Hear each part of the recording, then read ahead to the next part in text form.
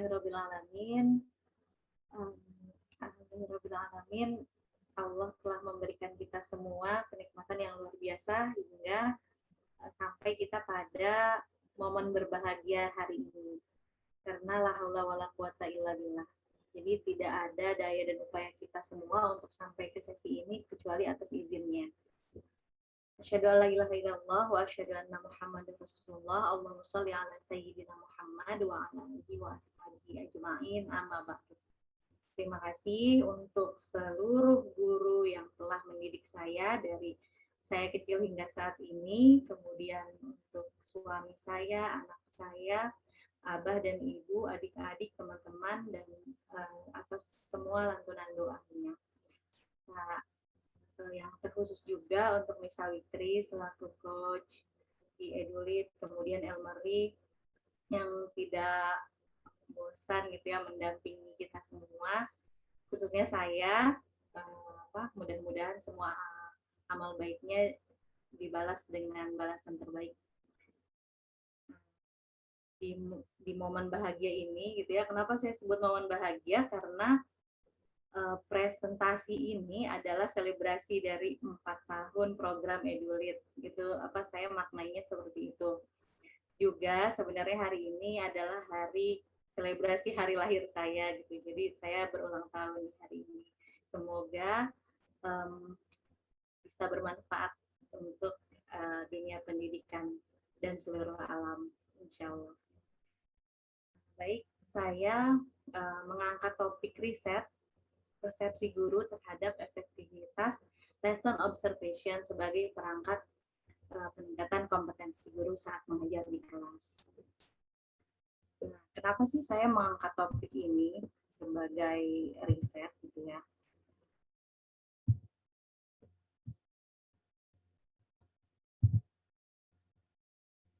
Ada pepatah yang mengatakan bahwasanya orang yang tidak bahagia tidak mungkin dia bisa menyalurkan kebahagiaannya. Jadi hanya orang bahagia yang bisa menyalurkan kebahagiaannya. Nah, di sini adalah definisi guru menurut Sekolah Alam Indonesia. Jadi guru adalah seseorang yang dia itu melakukan tugas-tugasnya atas panggilan jiwa. Jadi dia bisa menyalurkan energi positifnya untuk seluruh anak-anak di kelas. Nah, atas dasar itu juga Sekolah Alam Indonesia menerima guru dari beragam latar belakang pendidikan. Di satu sisi ini menarik karena pembelajaran di kelas jadi penuh warna gitu.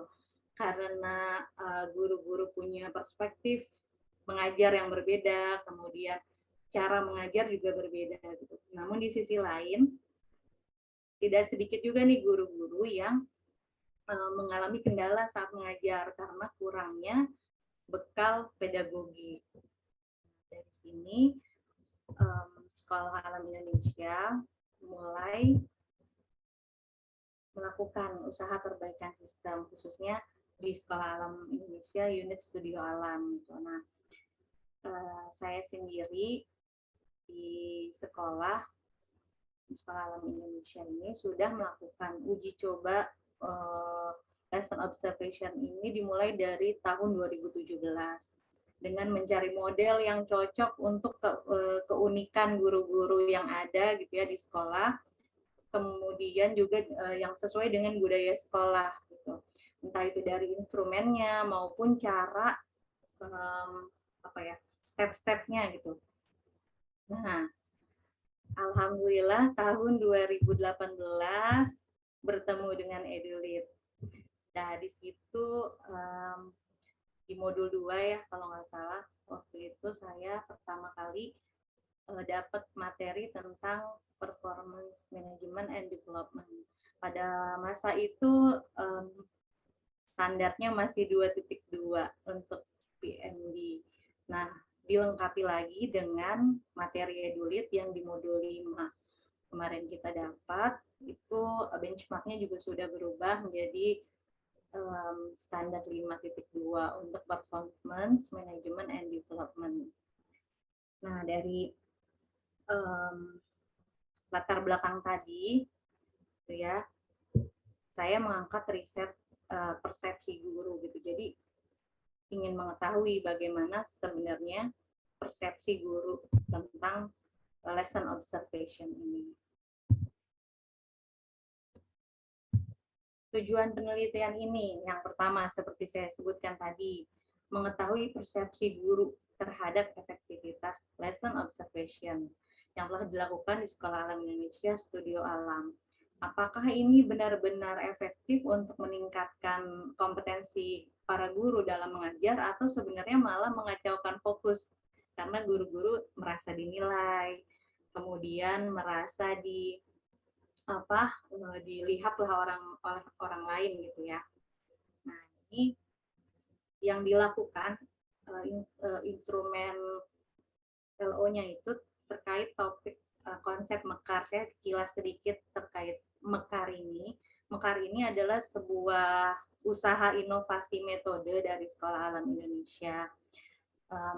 M-nya itu menyapa, E-nya eksplorasi, K-nya ketahui, A-nya aksi, R-nya refleksi. Sebenarnya ini adalah ramuan dari dua metode 5E cycle dengan first edu yang dari roots itu.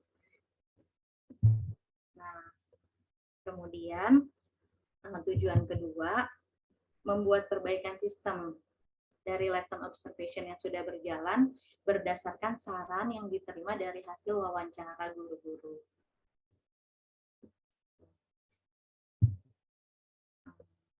Apa aja yang jadi pertanyaan di penelitian ini? Yang pertama, manfaat yang dirasakan. Apakah guru-guru merasakan manfaatnya? Yang pertama. Yang kedua, jika merasa manfaat apa yang dirasakan oleh guru? Kemudian efektivitas program LO ini dalam peningkatan kompetensi mengajar. Nah, ini juga dari perspektif guru, apakah efektif atau enggak gitu. Kadang kita selaku manajemen menerapkan sebuah program, ambil sudut pandang dari kita sebagai yang punya kebijakan gitu. Nah, di sini harapannya guru-guru bisa mengeluarkan pendapatnya gitu ya, apakah efektif atau enggak program yang sudah berjalan. Kemudian saran apa yang guru-guru punya agar LO ini bisa lebih efektif lagi dalam hal pengembangan kompetensi mereka, yang mana itu menjadi bekal untuk mereka bisa lebih baik untuk mengajar di kelas, mengajar siswa.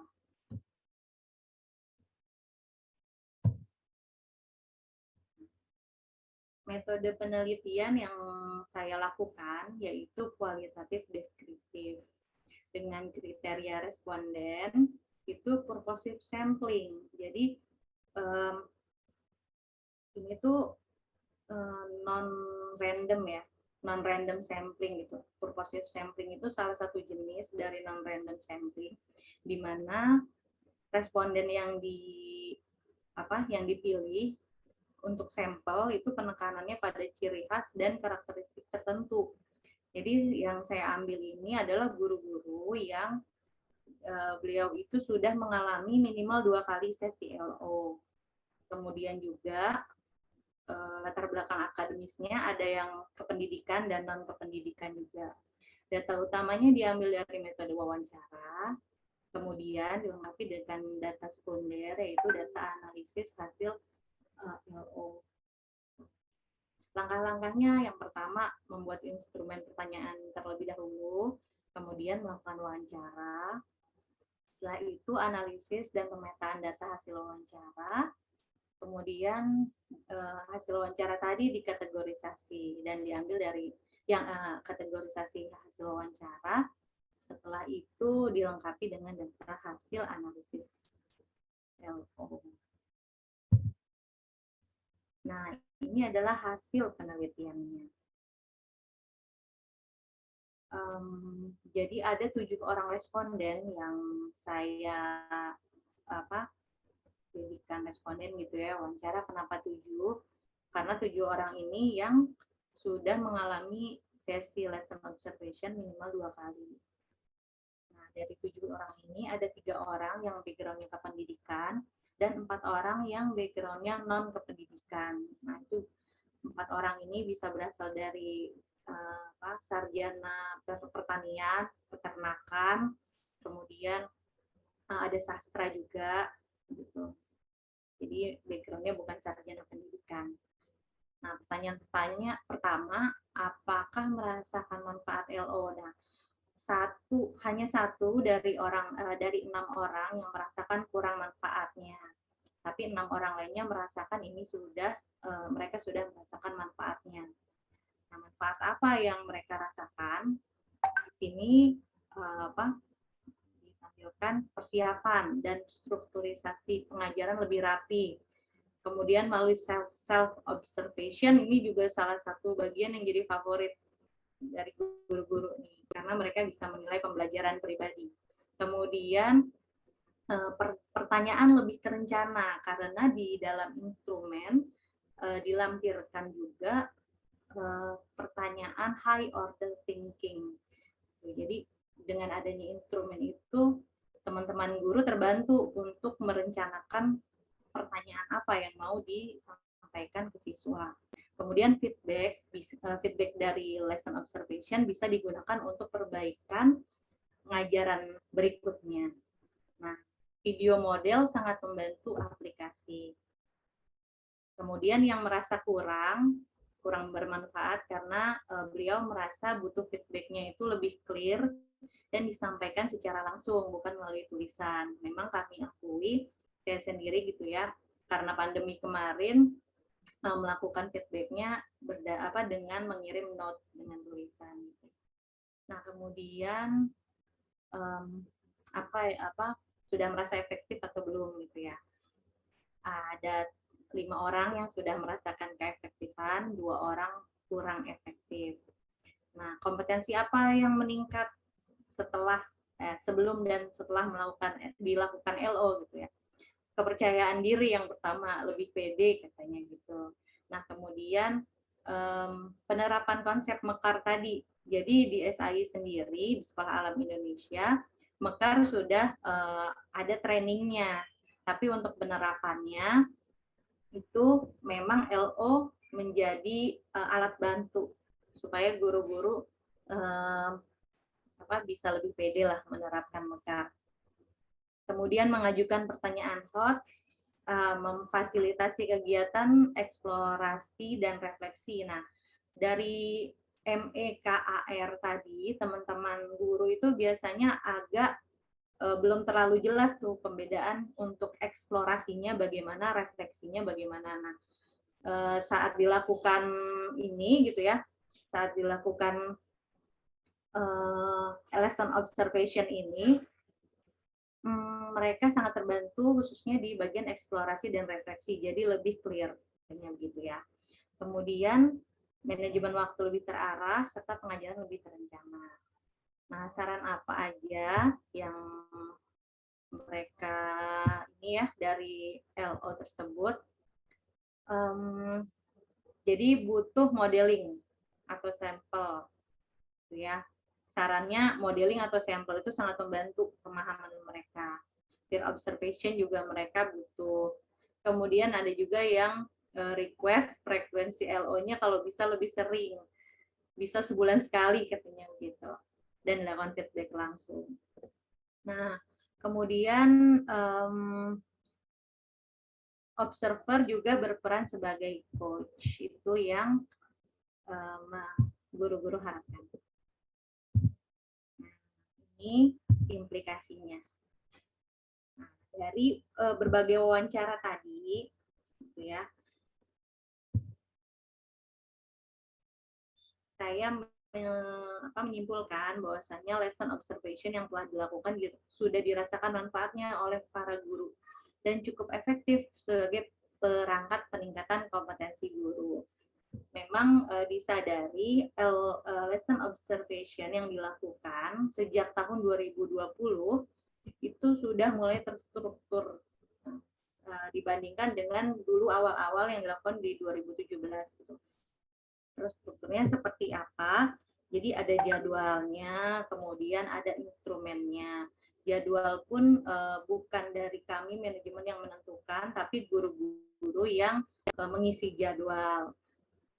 Kemudian instrumen lesson observation ini dibagikan juga ke guru-guru. Jadi mereka tahu aspek-aspek apa saja yang mau di-assess. Kemudian juga ada sesi self observation tadi. Jadi guru-guru selain dapat feedback dari observer, mereka juga bisa mengobservasi pengajarannya sendiri secara mandiri. Kemudian sebelum dilakukan lesson observation, itu ada sosialisasi tujuan lesson observation. Apa sih tujuan dilakukan lesson observation ini gitu. Jadi jangan sampai salah makna menangkap guru-guru. Kemudian lagi ada video model. Jadi di situ video model ini diperuntukkan supaya guru-guru lebih clear yang dimaksud konsep mekar itu seperti apa. Nah, juga ya tadi instrumennya dibagikan, jadi mereka lebih bisa menilai dulu dan mempersiapkan sesi lesson observation-nya. Kedua, kompetensi yang paling sering yang paling banyak dirasakan meningkat itu penerapan konsep mekar, desain pertanyaan notes, pengajaran lebih terstruktur dan terencana. Kemudian perbaikan program lesson observation yang akan dilakukan oleh khususnya saya gitu ya, dan saya juga sudah mempresentasikannya ke manajemen, yaitu hasil wawancara 7 orang guru tadi. Itu yaitu menyelenggarakan peer observation, terus feedback berupa tulisan dan plus diskusi langsung personal. Nah, ini beririsan dengan program coaching yang akan diselenggarakan di semester 2 nanti. Kemudian menghadirkan model atau berbentuk video atau observasi langsung sesuai dengan topik yang akan diobservasi. Nah, saya melakukan riset ini dengan kesadaran omnikonektivitas. Nah, ini adalah salah satu temuan dari Edward Norton Lawrence, bahwasannya yang mengacu pada kepakan sayap kupu-kupu di hutan Brazil itu bisa mengakibatkan tornado di Texas beberapa bulan kemudian. Jadi saya harap itu terkenal sebagai sistem ketergantungan yang sangat peka pada kejadian pemicu awal. Jadi saya harap riset sederhana saya ini bisa berdampak pada perubahan besar, perbaikan performance, manajemen and development system di sekolah alam Indonesia khususnya dan di dunia pendidikan pada umumnya. Nah, itu aja. Terima kasih dari saya. Astagfirullahaladzim. Saya Fadilah Isnaini, salam pendidik peradaban. Wassalamualaikum warahmatullahi wabarakatuh.